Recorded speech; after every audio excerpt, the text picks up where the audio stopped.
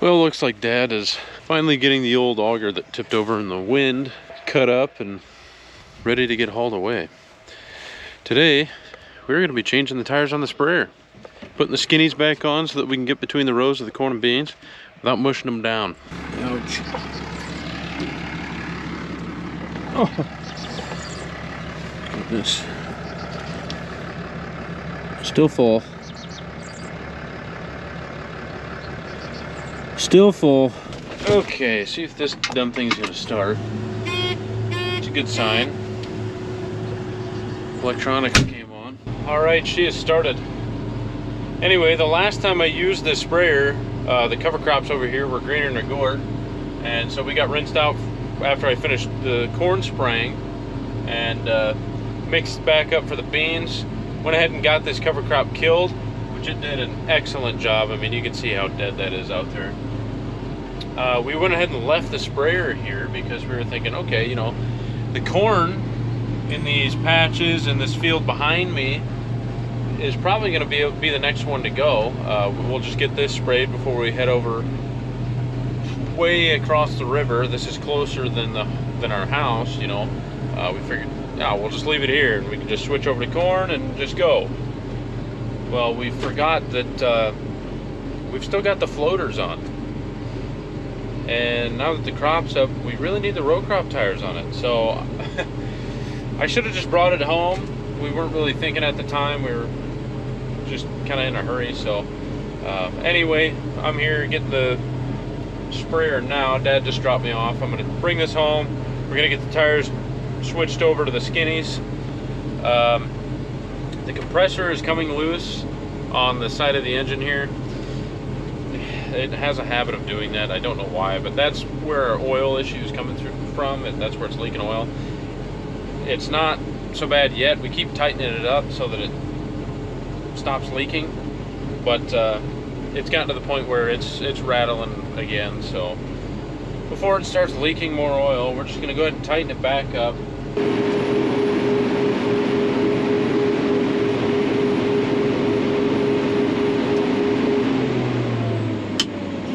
Kind of clogging the place up there, but he's getting that torched apart, so we can finally get that hauled up out of here. It was basically just growing up in weeds, so it needed out of here. It's been sitting there for about a year now, year or two. We were debating on whether or not we could use the flighting or any of that stuff, but then it just became, you know what, or maybe the trucks or whatever, and it just became, heck with it, send it to the junkyard. So anyway, we're back at the farm now. I guess we're probably just gonna help him get that junk out of the way first here, as we'll shut this off. Then we'll get to switching these tires over.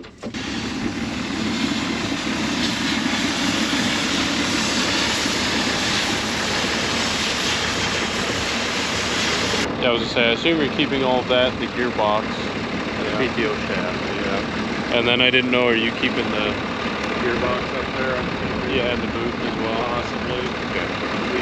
The winch, I don't care if I keep it. I want the cable. Okay. That's good galvanized cable. You can't hardly find it.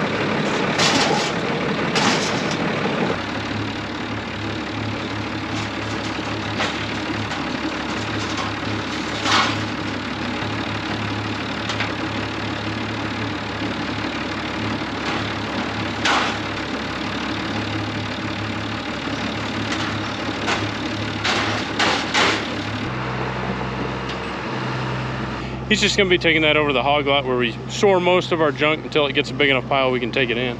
Obviously we've got some junk sitting out in front of the shop as well. A lot of this stuff, we've got a big enough pile now we could probably take a load in. I don't know how much junk is right now, probably 50 bucks, but 50 bucks a ton. while he's doing that, I'm gonna go ahead and try and get the stuff that we're keeping cleaned up. A lot of this goes into the shop. We're keeping that rod and the steel pipes and all that. That'll go in the shop, and then we'll probably get the tires and like the gearboxes and whatnot, and maybe the winch, the cable. We'll just set that on a pallet, and we'll get that on the pallet racking in the shed whenever we get all the chemical out of there and stuff moved around. We'll get that put away.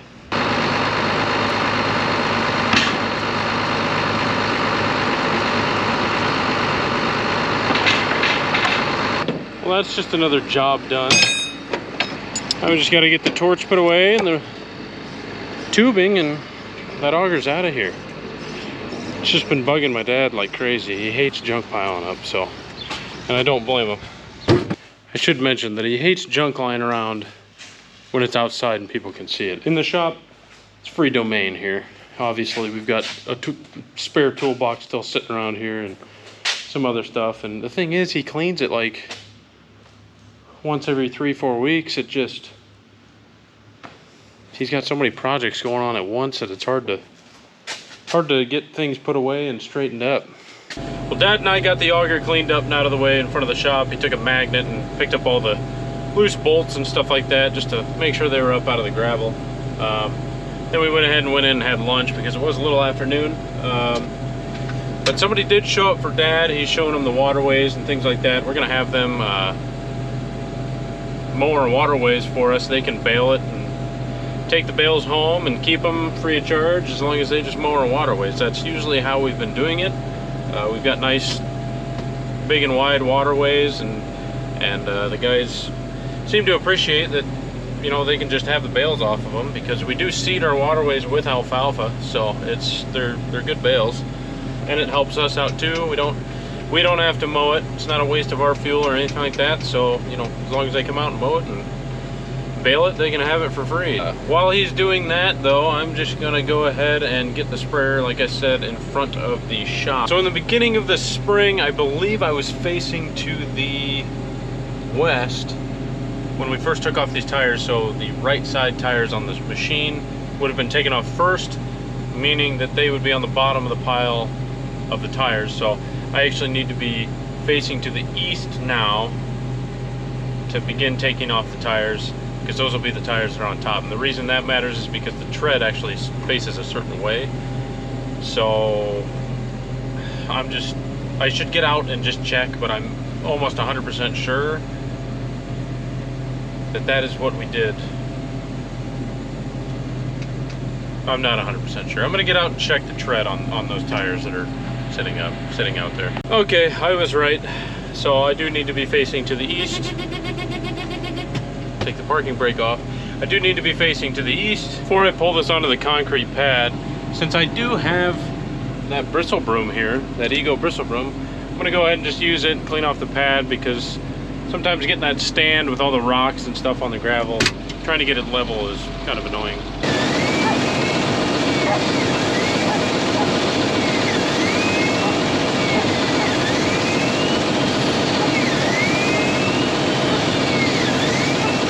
Okay, so first things first, since I've got it running already, he's gonna go ahead and cage the brake on the front tire here. You just gotta take a bolt out of the hub and then thread a bolt in there to basically just cage those brakes back. And then I can set the parking brake, and when we take the tire off, I assume the brakes would just, or that chamber would just fly out. I'm not entirely sure why you get a chamber of those, but I would assume that would be why. That tire is holding that brake in place, or the rim rather. Set the parking brake, shut her down, and then we're going to use an 1.25 inch impact on those lugs, get those tires off. We've got a jack that he fabricated that we're going to be using. You want to start on the front? I assume. Okay, yeah, that's fine. I don't have any pliers. Oh, shoot. Well, neither do I.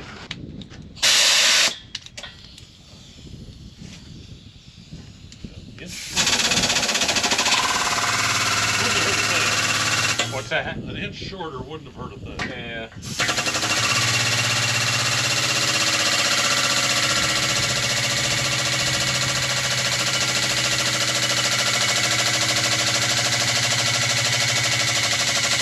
That should be high enough. Guess we'll find out. Those skinnies are taller than these floaters. The rims are actually bigger, I believe. A little taller. So we've got that jacked up now.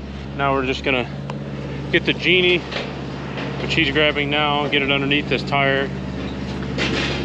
Get the lugs out of it.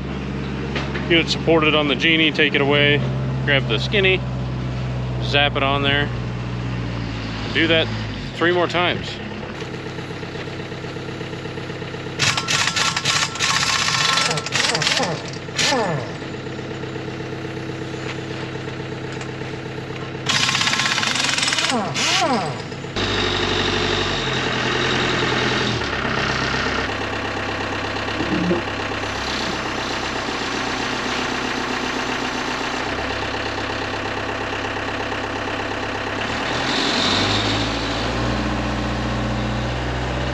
Okay, he'll go dump that. I'm gonna go grab the skinny for him, put it on the forks, and we'll bring that over and slap it on.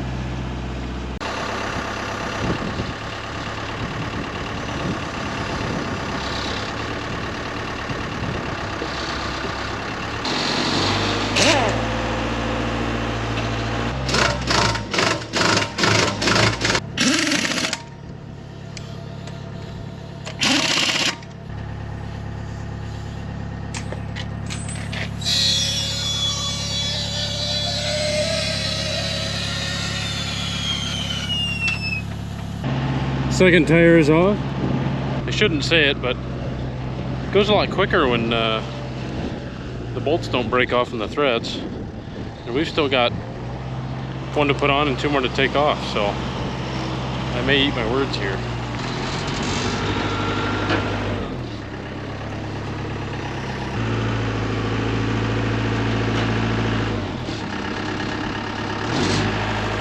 It'd be a lot nicer if we could just keep them standing up like that.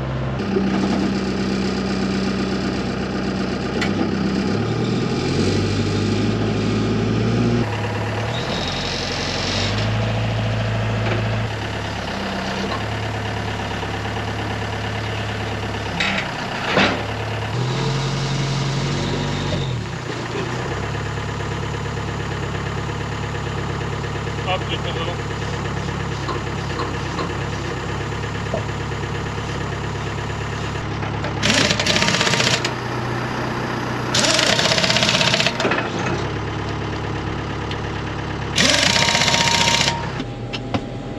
Okay, well that's how it's done. There's nothing really to it, they're just kind of big and awkward.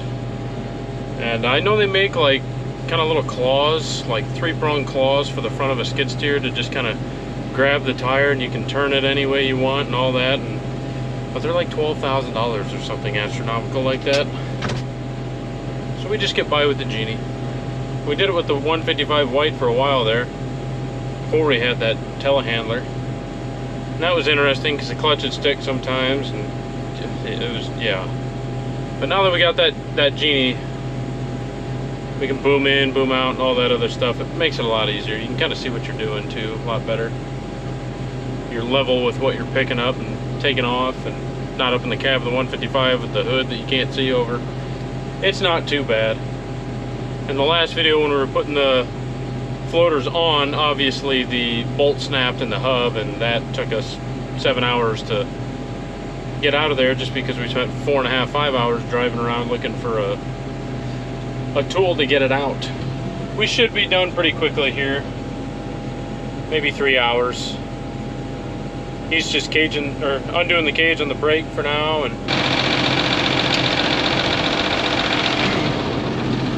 I don't know what's going on. I spoke too soon.